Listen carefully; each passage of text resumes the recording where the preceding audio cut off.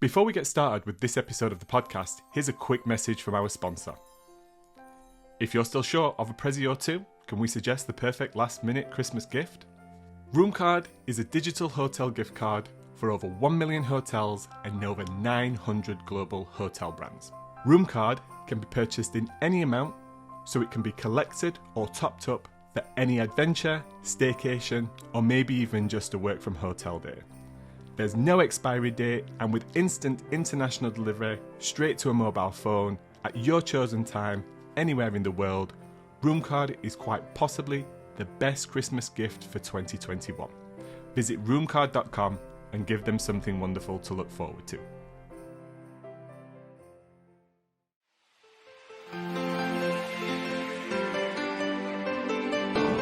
Ladies and gentlemen, welcome to the Event Industry News podcast that we laughingly across this table at this moment call Take Two, because we've just had our first run at this little particular session and I got a minute and a half in and realised that everything was muted. So hopefully you can hear us loud and clear now.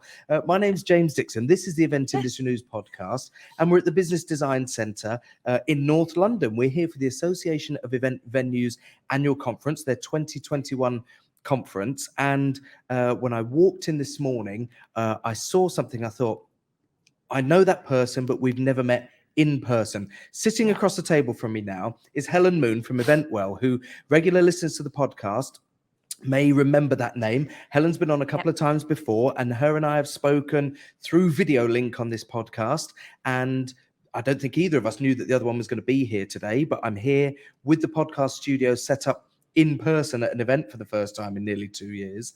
And Helen's here, so we thought, let's get her on and find out what's been happening in the world of EventWell, what you're doing here, because in the room next to me where we've got this little studio set up, you've got your own little space that's been set up for the conference. Yes. Like a lovely little retreat. I've taken a video of it, which I'll tweet out. So first of all, it's good to see you. It's nice to meet in person properly. Tell us a little bit about EventWell, first of all, for people who maybe not be familiar with it, and then we'll go into why you're here today and what you're doing with the conference. Fabulous, yes. So EventWell is charitable social enterprise. We're the event industry's charitable social enterprise, and we're here and we're dedicated to educating, campaigning and supporting better mental well-being and mental health in the events industry. So there's, as a social enterprise, there's supplier services that we offer. So we offer workplace well-being programs. So we work with event employers, event businesses, event organizations, and we help set up programs that offer primary, secondary and tertiary prevention support for mental health and well-being. And that looks like looking at culture, looking at policies and procedures, looking at strategy, training up mental health champions, offer mental health awareness training, mental health first aid training, and then lots of other additional services and stuff that we provide, such as masterclasses and fitness classes and all that kind of stuff as well. So there's a whole bundle of things that we offer on that side. Absolutely. And I love the term, and I've said this before when you and I have spoken on the podcast, the term mental health first aid, and particularly this time we're talking a lot on the recordings that we're doing today about recovery. We're in this period sort of 6 months on from restrictions being fully lifted in the UK, and being able to come back to events and do in-person events. And of course, for a lot of people in the industry, they've had 18 months out of it, and that's a long time to be away from something as intense as the events industry. And I can speak from personal experience that going back into that environment after quite a significant delay, I talked on previous episodes about not being match fit. You know, mentally, physically, you find that jobs that would take you half an hour, events previously are taking you an hour because the muscle memory is gone. You've forgotten how to do something. But of course, because you're out of practice, that crash that you get after an intense few days in an event is double what it was before because you're out of practice. How important is the messages that you try and get out into the industry been, particularly in the last 6 months? Yeah. I mean, it's massively important. I think mental health is on the tip of everyone's tongue at the moment, isn't it? Because we've all been affected. I think everybody's mental health, we've felt it mentally from a well-being perspective in terms of the last 22 months. And a lot of us are still saying 18 months, 22 months, and it's still going on. So it's, well-being, for me, mental health, we all have mental health. And for me, there's no such thing. There isn't really a thing called poor mental health and good mental health. We're all on a mental health continuum, and we move up and down that line. And depending on how higher up we go on the line in terms of we're edging towards poor mental health and the amount of assistance and stuff that we need. So, your first introduction is going to be if you're at work, talking to a mental health first aider. That mental health first aider is going to signpost you, if necessary, onto further help and support and assistance, whether that's a GP. Your GP then is likely to refer you on to psychiatry, and so on and so on. Can you see how the continuum kind of moves? So we are all on that continuum. And unfortunately, mental health has no prejudice. So it can happen to any of us at any time. And we felt that, particularly being taken away from something, like you were saying, that mental muscle that we all love, that drives us, that motivates us, inspires us. We're an industry of people that love what we do. And to have had that kind of shut down for a period of time, and basically for a lot of us have that purpose kind of swiped away from us, has had a massive effect.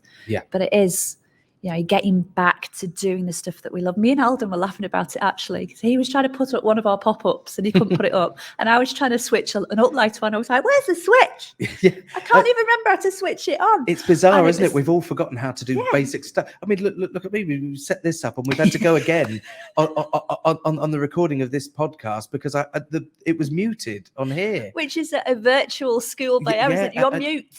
But I've got it muted. Set up the mixing desk. And of course, my thing, I haven't set this up in a while. Let's make sure it's all plugged in. Oh, great. I can hear ourselves. Oh, I've not hit the button on there to actually unmute it. It's bizarre, some of the little errors that we make, but it just goes to show, that, again, that this is a whole other subject matter about how there was no slowly breaking us back into it either, was there? No. The restrictions were lifted. Everyone had that date and there's the end, and then boom. It seems like the entire industry since that date has just gone mental. Yeah, since September, it's been like, it's been crazy. I was going to say loony. I was thinking, I represent mental health. Let's not use that word kind of stuff. No, so it has literally been crazy for us as a mental health organisation. Kind of stuff, a little bit worryingly crazy. Yeah, because if honest, we are witnessing people probably taking on more workload than they had previous to the pandemic, which is worrying. But we get that, it's been a challenging period. Finances, people are trying to recoup losses and all that kind of stuff. So we get it. We just kind of hope in a way that's going to balance. People take that Christmas break and kind of take an opportunity to take a breather and kind of go, and let's breathe a little bit more into 2022. Because if we carry on, if we carry on at the kind of levels that we're seeing at the moment in terms of the amount that people are working, then we're going to be looking at a lot of burnout next year. So we need to be careful. Everyone needs to be careful. But it has been literally going for nothing, I think, in a way, isn't it? And then going into full on, absolutely full on. So, well, I don't mind saying that I've felt it in the last few weeks, particularly. I've had a busy diary, and I kind of looked at my diary, and I had to say to myself probably about 4 or 5 weeks ago, there's my end game. That's the date at which I wanted to get to. That beyond that date, I knew that I could cope with everything. And that end date was actually last Friday. I wrapped an awards. We'd had 3 days in a venue, building stages, putting AV in, setting up, for 500 people for an awards in a blank space. And then it finished on the Friday evening at, midnight. We struck all the equipment. We had to load trucks. We got everything out. And I remember I got in about 3 o'clock in the morning. It was actually, fortunately, it was quite local to me, so I didn't have a lot of travel involved. But I got there and I got home. And mentally, I'd said to myself about 5 weeks before that event, that's my end game. From there until Christmas, then, even though I've got work in, I knew that it wouldn't be as mentally challenging in terms of the preparation I had to do. I didn't have the burden of shouldering the responsibility of delivering an event. And I think personally, that works for me. Looking at my diary and seeing when I can take a break. And I've also decided to take a week off in December before the Christmas break. So I'm giving myself a Nice. week to do my Christmassy stuff, to do some jobs in the house, all the sort of the mundane family day-to-day bits and pieces that I've been putting off for the last 3 months because I've been so busy. I thought rather than waiting till I break at Christmas and then trying to relax and worry about catching up, I've given myself a week off early December to do that, go back to work for a couple of weeks, and then when I hit the Christmas break, I've done everything. And I have genuinely looked at things a little bit differently this year for a number of reasons. But I think that I'm not telling anybody how to do it. That's what I've done for me. And I'm sure, I guess the most important message is for people to find what works for them. Yes, absolutely. Spot on, 100%. What works for me is not going to work for somebody else. What works for you is not going to work for me, vice versa. You know, it's all of this. Self-awareness is the most important thing. So it's recognizing when, not saying don't work in busy periods and don't work too hard, because it's the events industry. Hard work is inevitable, of course, unfortunately. So that's the nature of the beast. But it's recognizing when you've been working too hard for too prolonged a period and possibly heading to burnout. So it's recognizing, you know, it's like niggly more headaches, being a little bit more tired than usual, not being able to concentrate more than usual, probably getting a little bit irritable more than usual. Those are all little warning signs that your body and your brain is sending you to say, and I need a rest, I need a break. So what you've just said, that whatever it is that is your thing, find your thing and then start scheduling that thing in your diary. So exactly like you said, it's like putting that time in your diary, saying like, that week is a week that I'm going to schedule this stuff in and do all of the little life things that need I've got to a be list done. on my phone, as many people may do. I put, you know, jobs list for that week, and it's all list. little jobs in the house. You know, put up that shelf, fix this thing. Yes. I've ordered a skip, and this is people may laugh at this, but I find nothing more satisfying than ordering a skip and clearing stuff out. We've had a load of work done in the house, and there's stuff piled up on the driveway. There's stuff in the garden, and it is that mental clear out. Sometimes doing something physically that clears things and tidies things has a brilliant effect on your brain. It declutters stuff mentally whilst you're doing physical decluttering. And it's the fact that you've got it planned in your diary to do it as well. So it's a cleansing exercise. So rather than it starts to annoy me now because I haven't put that shelf out and that stuff that's on the driveway that I haven't cleared out. But it's different. It puts you in a different mindset because you've scheduled the time to sort it out. So then you relax about it a little bit more, because it's like, no, I'm going to be sorting that out on that date, so that's fine. Don't need to stress about that. It's just planning there. Michelle Obama had a really good thing. Plan your joy as well as your great work. You know, we plan, we put our meetings, we got appointments, put all of that in our diary, don't we, for work. We don't plan our joy in our life kind of stuff. So, you know, book your holidays, plan it in, book times and dates with your girlfriends and your boyfriends and your family. Book it in and put it in your calendar so you can see it. Something that we don't do as people, and bringing it back to what people do in the events industry, they're all about planning and organising and lists and checklists. And I think sometimes people think that there's something wrong with planning downtime or planning relaxation, because they kind of feel like relaxation should just happen. I don't want to schedule it in. I don't want to plan when I'm going to relax or plan when I'm going to watch a movie. You know, I just want it to happen. The unfortunate reality of modern life is, and particularly for people who work in this industry, is that, you know, unless you put something in your diary, I'm sure there's a lot of people listen to this who will feel an affinity to this. Unless it's in the diary, you don't do it. And it's great sometimes looking at having a blank weekend. Oh, look, my diary's empty on Saturday and Sunday, but why not put some stuff in? You know, movie night, you know, down the pub, whatever. Plan stuff in, because I personally, again, I think it makes me feel better when I look at the diary and I see work, because that's great. That means bills are paid and children are happy for new football boots. But but you know, put stuff in there as well that's sociable, because then you've got that in your diary. So I've just looked over my shoulder because a man has delivered a bucket of ice. I can't see the 2 bottles of Bollinger that we ordered. Bollinger champagne, a bottle of gin. Please, and the gin. The gin. It's missing. Don't even drink. Then just bring it in. Shout out to the Business Design Centre for a very efficient catering, bringing ice in and all sorts. Fabulous. And that's a big bucket of ice that has literally just been delivered in as well, isn't it? That's huge. I don't know what we do with that. Maybe the heating's too high and they'll think we should cool down. I mentioned at the start of this little chat that you've got your EventWell sort of room set up today. I said I did shoot a little bit of video about it, so we'll tweet it out on at Event News blog. But tell us a little bit about what you've got set up here and why you've brought it here today. Oh, absolutely. So our EventWell hubs, quiet rooms, are our new service. So we launched and piloted our first quiet room at DSCI 2021 at Excel London in September. So we were on site for 2 weeks with Clarion Events and the Shaper Group.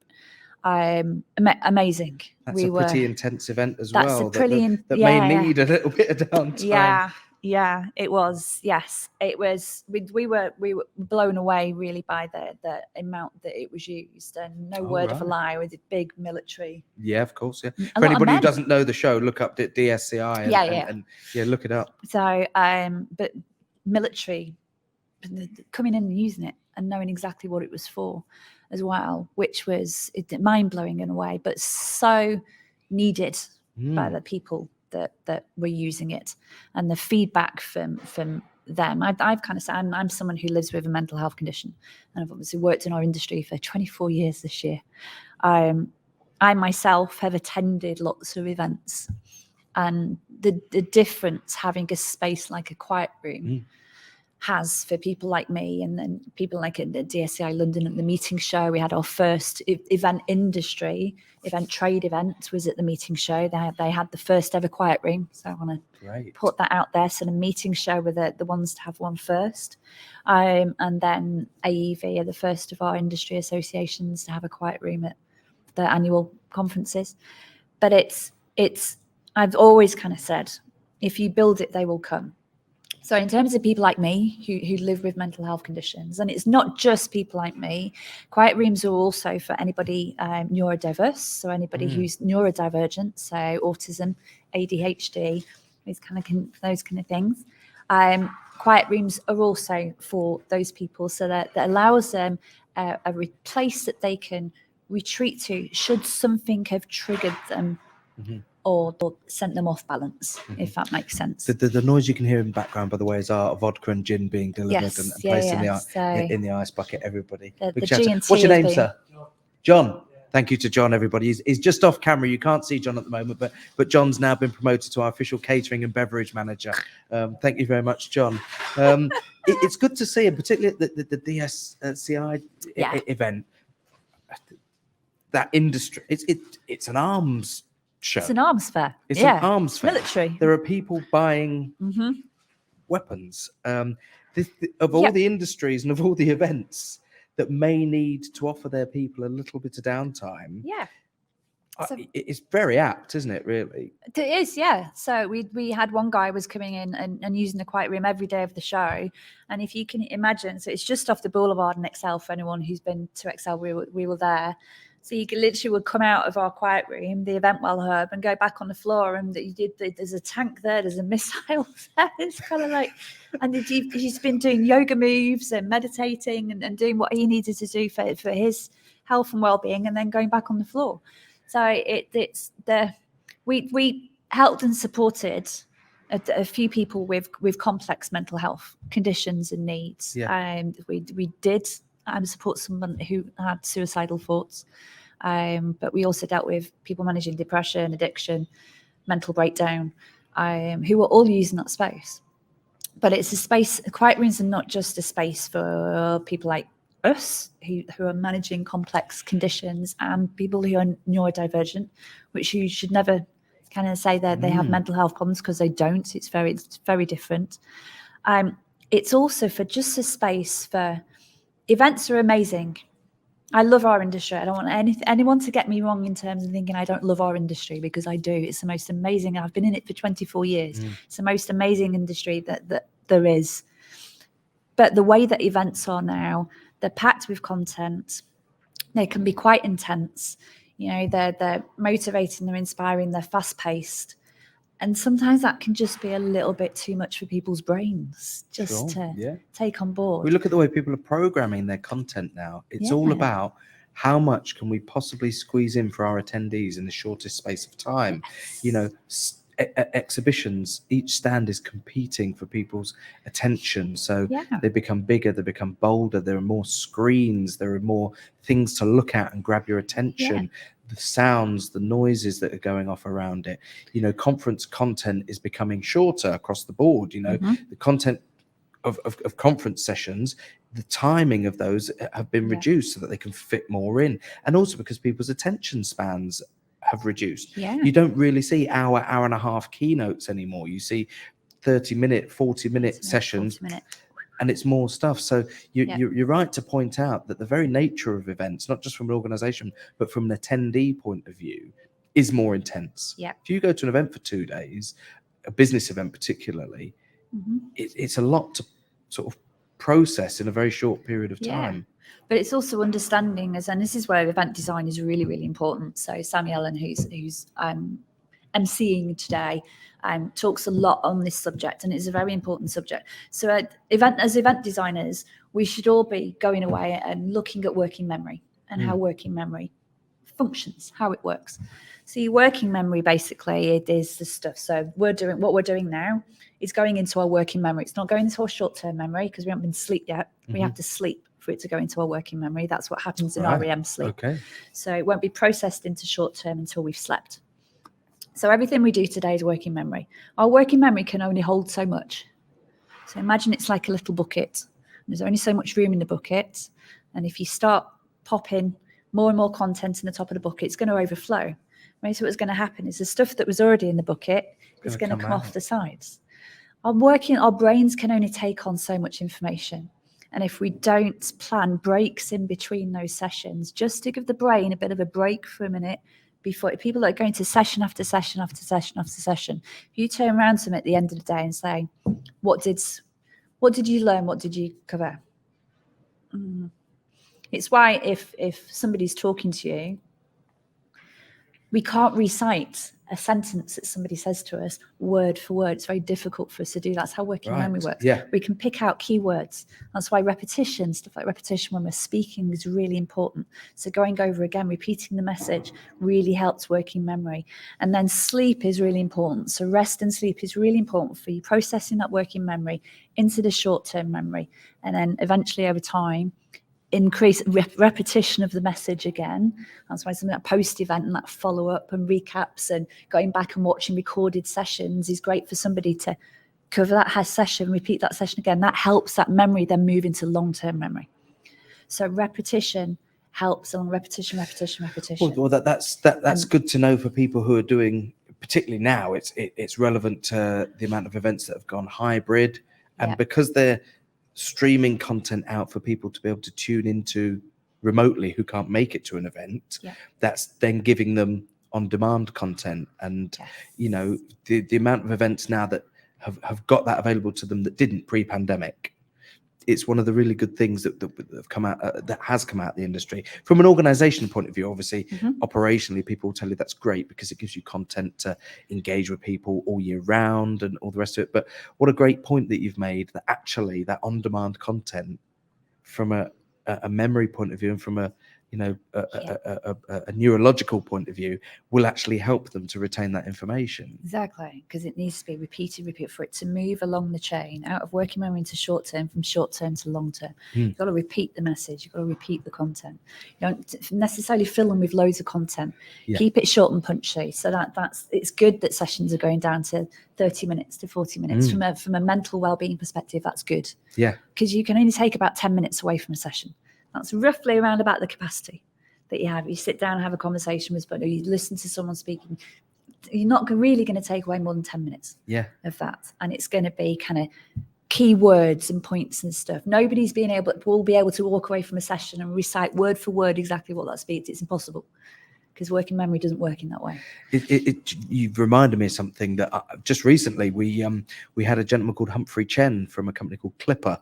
Shout out to guys at Clipper who I met at Event Tech Live a few weeks ago, and they've come up with this great piece of technology that you can put into your event platform, and it uses sort of AI technology to monitor keywords and phrases in a video. And so what it does is it automatically time codes it and gives you links and key points. So if somebody if there's a video of a 40-minute session at a conference, somebody who only wants to know about that particular topic or that particular key phrase can just access those little snippets within the video without having to sort of scroll all the way through it. And this sort of goes in nicely, you know, like these short bits of information that we can follow up on and just retain that, rather than having to watch an entire 40 minutes. If you just want that 5 minutes that's relevant to you, you can now extract that. So it's amazing sometimes when I have these conversations on the podcast and you talk about something that you think is going to be completely unrelated to something else, and yet there is a link there that's jumped to me straight away with this technology and what you've just been saying. Well, that AI technology as well, you could take it to the next level. So as a follow-up, as organisers, you know, the attendees for the different sessions, you attended this session, you could use that technology to pull out those keywords from the speaker and send a really valuable follow-up piece of information to that attendee that kind of goes, you attended this session, really great to hope you enjoyed the session. We thought these pieces of content and this information might be valuable for you too because you attended that session. So it's kind of taking that to the next level and using the available technology and less to pressure, help you do that. Subconsciously, less pressure on somebody who gets a link saying, here's this great session that you missed. We noticed you didn't register for this session. Here's a video of it, and it's 45 minutes long. So straight away you're thinking, consciously or subconsciously, have I got 45 minutes? So try and get it down to 10 minutes. To sit and watch that, you know. Whereas if somebody says, look, and you know, click this link to listen about this particular topic that he spoke about for 5 minutes. I found it really fascinating what they're doing with the technology and how it will. I suppose they're not looking at it from a mental health point of view or a neurological point of view. They're looking at it purely from a content delivery point of view. But there's clearly ways that it can merge in. Definitely. Something I wanted to ask you today, if I may, is today's conference is the AV. It's Association of Event Venues. Yes. And you've mentioned about working with some events and with organisers, but I'm curious to know what sort of conversations you've had as EventWell with venues themselves, and whether or not there's a possibility of some of these, you know, wellness rooms and quiet spaces to actually be incorporated by the venues to then promote to their clients. Yes. My world, I was 17 years in hotels and venues. So that is my experience. It's my expertise. I know. So anybody who works in a hotel and venue, particularly when you work in the coordination team, the organising team, and in the sales team, will know that every hotel and venue has got they call it more the room that's difficult to sell. The room that ends up being an organiser's office, or me and Martha, the one at the back end of the venue office that you've got to walk down 10 corridors to get to. Nobody wants to use that because it's out of the way. Storage room. That room that's out of the way is a perfect quiet room. Because it's not too far away, but it gets people away from the hustle and bustle for that 10, 15 minutes, however long they might need it. On average, we were finding people using the quiet rooms that we've had up until today around about 15, 20 minutes. Okay, and that's all they use it for. And they go off and don't. And then some come back the day after. But what we'd really like to do, because we're looking to event organisers to start offering these spaces at their events, and we're also looking at venues to start offering these spaces to their organisers that are coming in. So it's something that they can have permanently set up, or we can come in and support and come and set it up, and they have events happening. But it really does offer something that's incredibly valuable, that's easy as well. There's no hassle for the event organiser at all, because EventWell, and we would work with the venue to kind of get it all set up. They don't have to worry about it. The nice thing about our quiet rooms as well is we arrange the mental health first aiders. So an EventWell hub always has a qualified mental health first aider on shift while that quiet room is in place. And our mental health first aiders are also event professionals. So they understand events, they understand event environments, they understand if someone's been triggered, what might have triggered them and why it's triggered them in a way. We have that unique understanding of the environment that people are in. And that for us is really, really important.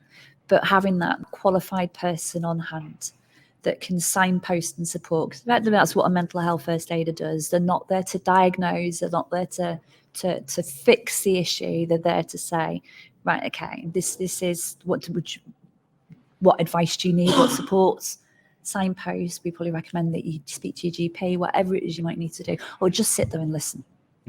But a qualified person who can sit there and listen non-judgmentally.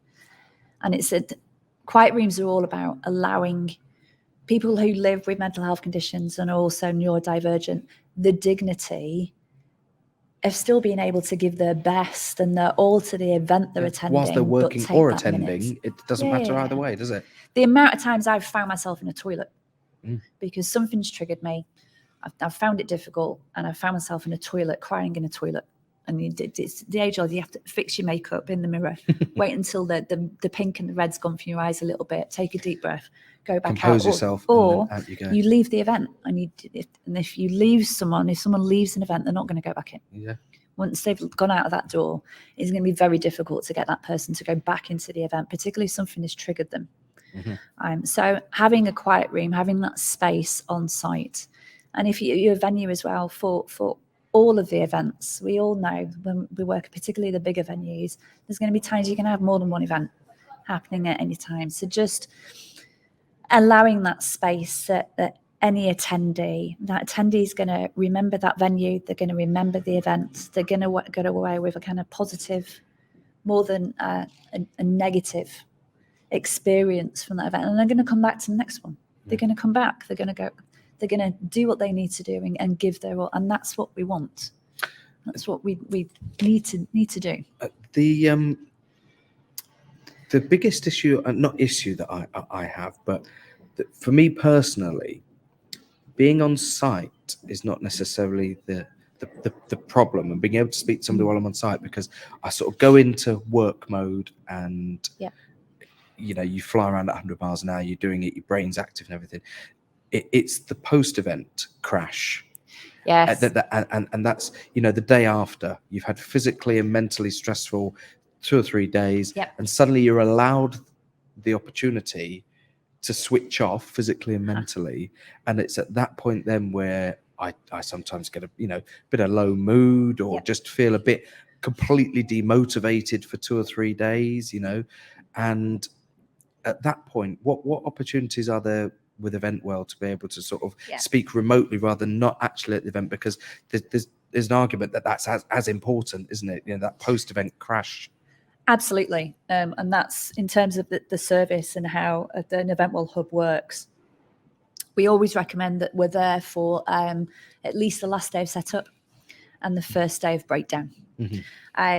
This was classic because the DSCI was a really good pilot event for us to do, because it gave us, we were on site for a long period of time over a 2-week process.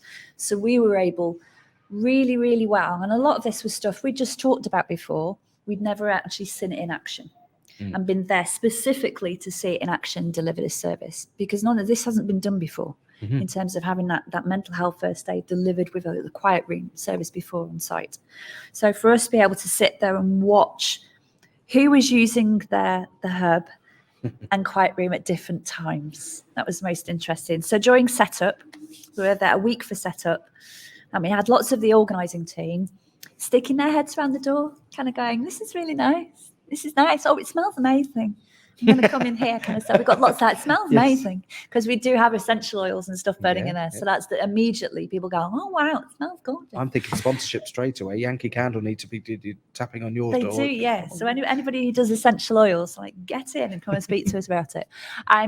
So there were lots of organisers. That's and great. Then contractors, because we don't just sit in the room. We'll walk up and down. We've got EventWell labeled T-shirts and high vis and stuff on. It says I'm a mental health first aider. So we had lots of contractors would stop us in the corridor, and you'd be talking to people for an hour, and you kind of say, "Don't come to the quiet and just want to chat here," and that's fine, because what we have to understand as well is during that setup, you've got the cortisol effect going on. So while you've got cortisol and adrenaline, you're setting the event up, you're getting ready to deliver an event. It's coming up to the last, those final days, that 24, 48 hours before that project is delivered that you've been working on for however long you've been working on it. So adrenaline and cortisol, when you've got that in your system, you don't feel you need to stop. It masks things as It well, masks doesn't it? it, yeah, it covers it. So you don't feel tired. You don't feel under pressure. You've got rocket fuel going for your body, and that's what it is. It's fuel. It's designed to keep you moving because it's the body's original stress response. It was supposed to get us away from polar bears and saber-toothed tigers. Yeah. You're supposed to keep moving. You're not supposed to stop. So it's very hard for anybody on the organising team to take a break during that period because it's too difficult for you to be able to do it. There's a feeling of guilt as well. Yeah. It is physically difficult to do it, but even Yeah. if you contemplate it for a second, a lot of people would feel guilty about saying, "Oh, I'm just going to have 10 minutes." Yeah. But sorry. And then during the event days and show days, we see a similar thing, and it tends to be more the attendees are using the space while the event's actually in play. When we actually see the event team is breakdown. Yeah. So as soon as that event starts, as soon as the come down, as we call it, and when we do our mental health awareness, as part of our mental health awareness, it's exclusive to EventWell. We talk about the creative circle and project management and how the kind of effect, the creative circle effect, and how adrenaline and cortisol levels fluctuate and change over that creative circle. And basically, as soon as that event finishes, you do go into decline. So your adrenaline, your cortisol levels start to lower. People are moving off site, the event's been broken down, the event's finished, it's gone, people start to leave, and then you start to feel a bit sad now. It's a bit quiet now, kind of sad. And then you start to go, I'm actually a bit tired. Yeah. Oh, no, that thing that upset me the other day, but because I was full of adrenaline and cortisol, it didn't bother me. Now I'm actually internalizing it and starting to think about it. Now it's actually got me a bit upset. And that's kind of the things that we saw during that breakdown period, and we were there for another kind of 2 or 3 days for the breakdown. And basically that's when we saw the event team and the organising team. That's when they were coming in and chatting to me and Francesca, who were on shift, and we were having those conversations with the events team. It's great to hear. Very interesting. It's genuinely great to hear that they are coming and having those conversations. Because when you and I have spoken, I can remember and recall when we spoke for the first time on the podcast remotely about, there was such a lot of conversation happening in the industry at the time about mental health and well-being and physical well-being, the importance of taking breaks, of eating well during events, and I've seen, I don't know whether or not it was just coincidence, but certainly since then, just things like catering and having lots of water and fruit and something to eat. And I've noticed people stopping and just having 5 minutes. They go, right, hold on, I've not eaten yet today, so I'm going to stop. I'm going to grab something to eat. I'm going to have some water. I'm just going to take 5 and then I'll crack on. I've been more conscious of it ever since these discussions in the industry started to happen. I've, quietly taken steps to look after myself physically a bit better, even silly things like, a Barocca and a pint of water in the morning, and some vitamin C tablets that I take before I go to bed, and a diarrhea just to replenish the sort of salts and stuff that you lose whilst you're on your feet all day. I found myself sort of revitalized with a diarrhea and a vitamin C before bed. I wake up in the morning feeling, none of the sort of the aches and the physical effects of a day on a build. And so I don't know if it's coincidence or whether or not, and I hope it's the latter, that all these conversations that we were having sort of 2.5 years ago, and there being a better conversation happening, not just in the events industry, but in life in general. We see so much more on the news, on media about mental health, and it's good to talk and all the rest of it. There's been such a good push towards better mental health in society in general, that it has to have had an impact, certainly from what I've seen. Massively. I mean, don't get me wrong, mental health is heavily stigmatized because of past levels of discrimination and stuff. For someone like me 40, 50 years ago, that'd be living a very, very different life and experience. I'd probably be in an institution, to be honest with you, because like care in the community for people living with chronic mental health conditions just was non-existent. You'd be in a hospital whether you needed to be in there or not. So it'd be very, very different. So to have seen how, and my parents started in the NHS as mental health nurses. That's what they did. So it's nice to have seen how society has shifted, and basically how mental health is being normalised. And that's what EventWell's here to do as well. We're not here to make life difficult for people. We're not here to bash people around the heads and say, you're making people sick, stop it. That's not what we're here to do. All we're here to do is normalise mental health and normalise the importance of well-being around events. Normalise having a quiet room at an event. It's our aim to have a mental health champion and at every event organisation, every event business, with every event employer by 2030. And also it's our aim to have a quiet room at every event by 2030. So we've got 8 years to do it, people. But just to kind of to normalise these spaces. Yeah. So these are on offer at every event. So it becomes whatever event that might be. So whether you're going to a music concert, whether you're going to a festival, whether you're going to a conference, whether you're going to an exhibition, whether you're going to a big gala awards dinner, normalising having a space where people can go to if they need to, just to do what they need to do to them. For remember, we've only got people who are using these spaces for about 15, 20 minutes. Nobody's sat in there for an hour. Nobody's being taken away from content for a long period of time. But that's people all they need sometimes, isn't it? Yeah, that's all you need. 15, 20 minutes they're using it for. Nobody's sat in there for hours kind of stuff. They use it for what they need to do, and then they go back out and they do what they need to do. And it's 15, 20 minutes in a space that's set up specifically to suit that purpose, rather than someone spending 15, 20 minutes sat in a toilet crying. Great. We don't want that for our attendees, do we? We want to provide them with this space to say, look, this is what we've provided for you. Mm-hmm. It gives people just a completely different impression of that event, that environment, and they come away with a completely different experience. And that's what the events industry is about. We're about experience. Of course. Yeah, absolutely.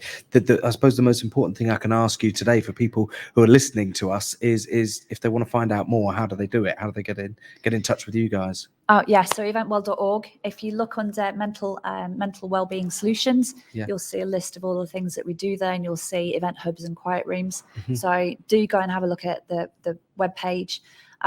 Get in touch with us as well. So it's team@EventWell. Send us an email. We can set up a call. I'll take you through the service, everything that's included, or you can call us free on 0800 470 0958, and that's for anybody who needs anything. So not just if you want to book a quiet room, if you need to talk to somebody, if you want some advice, you want some signposting, you're going through a tough time at the moment, you need some support with Pledge, just reach out to us and get in touch. That's specifically what we're here for. And the biggest thing that I've taken away is that the people who will be on the end of that phone and the people who you will be communicating with are trained in order to help you. But more importantly, as you've said, they work in the events industry. They know and that's the biggest difficulty sometimes. If somebody out in the industry now is feeling like they want to talk to somebody, they have to almost sort of describe and go through the specifics of what they do for a living in order to create that understanding that then allows that practitioner to offer them the support that they need. So that can effectively, that little hurdle can be eliminated because of the fact that you're going to be talking to somebody who actually has understanding and experience and knowledge of what it's like to work in the industry. So it's fabulous. Helen, thanks for nipping in and having a chat with us. This wasn't planned today, everybody. We just saw it. Great. I've got a bit of a gap in the recording schedule this morning. Why don't you come in, sit down and have a chat?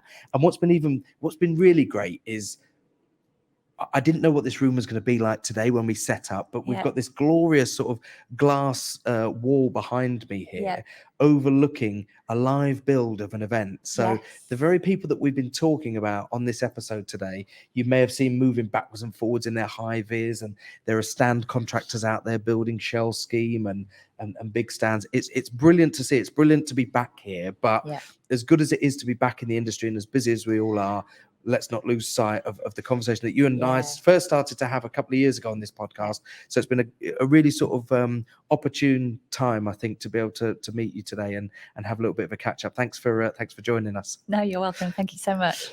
Guys, as I said, we're at the Association of Event Venues 2021 conference at the Business Design Centre in Islington. Thank you very much to our catering and beverage manager, John, for nipping in the background today and delivering our refreshments. And thank you to Kate Simpson, the marketing and comms director, and the team here at the Business Design Centre, and to Alden Arnold and the team at the AEV for accommodating Event Industry News and allowing us to set up the podcast studio today and speak to some of their delegates and the people who are involved in the session. So a few more episodes to come from the Business Design Centre and the AEV Conference 2021. But for now, we'll wrap up today's episode. Thanks again, Helen. We'll see you soon.